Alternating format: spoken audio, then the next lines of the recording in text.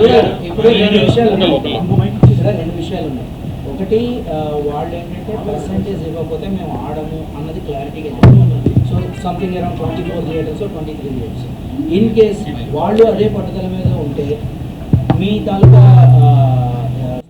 అంటే ఇప్పుడు ఆ 23 థియేటర్స్లో సినిమా అయినంటే ఫస్ట్ ఎఫెక్ట్ అయ్యేది పెద్ది.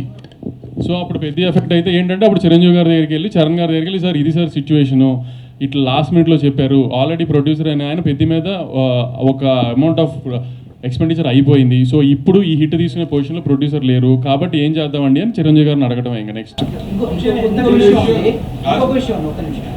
నిన్న వాళ్ళు ర్యాండమ్గా ఇంకొక విషయాన్ని కూడా తీసుకొచ్చారు.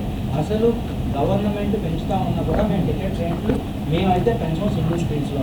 ఇది అవుట్ ఆఫ్ ద బాక్స్ వాళ్ళు తీసుకొచ్చిన సార్. అది సెకండ్ టాపిక్ అండి.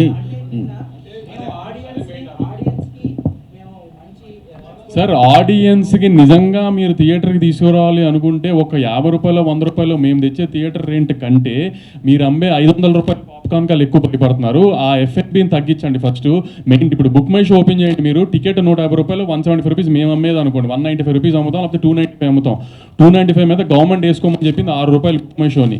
కానీ మీరు 2 టికెట్లు కొంటే 600 కట్టాల్సింది దగ్గర 800 750 850 కడుతున్నారు. దాంట్లో 50 రూపాయలు 60 రూపాయలు కన్వీనియన్స్ ఫీ అని పోతుంది. అవన్నీ ఏంటో అడగండి సార్.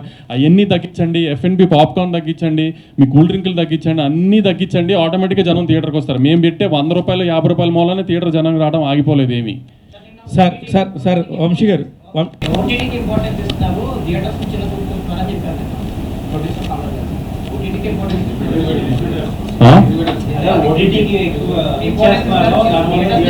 ఏమండి అది అలా అన్నవాళ్ళు ఓటీటీలో సినిమాలు అమ్మట్లేదా? ఓటీటీ సినిమాలు అమ్మట్లేదు. అక్కడ కూర్చున్న వాళ్ళంతా ఓటీటీ సినిమా పంపకుండా డైరెక్ట్గా థియేటర్కే ఇస్తున్నారు వాళ్ళు.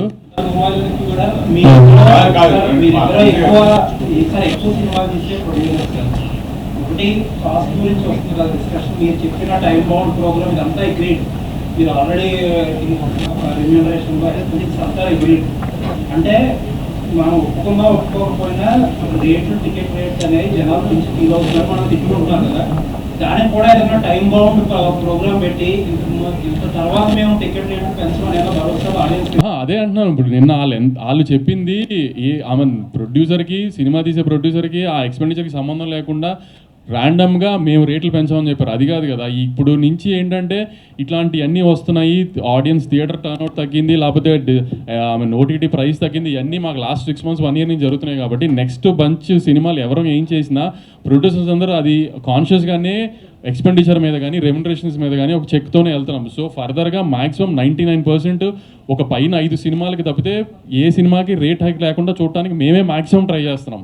పైన 5 సినిమాలు లేదంటే ఏదన్నా వన్ ఆఫ్ అక్కడ ఇక్కడ ఎక్కువ ఖర్చు అయిన సినిమా, ఇప్పుడు ప్యారడైజ్ లాగా నానిగారి సినిమా ప్యారడైజ్ లాంటిది ఏంటంటే చాలా గ్రాండ్ ఇయర్తో బాగా తీసుకుంటున్నారు సుధాకర్ గారు. ఇప్పుడు అట్లా వన్ ఆఫ్ సినిమాలు కొన్ని తప్పితే దేనికి రేట్లు తేవాలని ఆడియన్స్ని ఇబ్బంది పెట్టాలని ప్రొడ్యూసర్లు అసలు అనుకోవట్లేదు. దానికి ఎగ్జిబిటర్లు ఏమి ఎవరికి హామీలు ఇవ్వకర్లా. ప్రొడ్యూసర్గా మేమే హామీలు ఇస్తున్నాం. ఎవరికి థియేటర్ రేట్లు పెంచేసి జనాలను ఇబ్బంది పెట్టాలని ఎవరికి లేదు. ఒక 4-5 సినిమాలకి మేము విజువల్ స్కేల్ ఆ రేంజ్లో చూపించాలనుకుంటున్నప్పుడు ఖర్చు దానికి కొంచెం ఎక్స్ట్రా అడుగుతున్నాం అంతే తప్పితే ఎవరిని ఇబ్బంది పెట్టాలని కూడా ఇక నుంచి మ్యాక్సిమం తగ్గించడానికి ట్రై చేస్తున్నాం అందరం.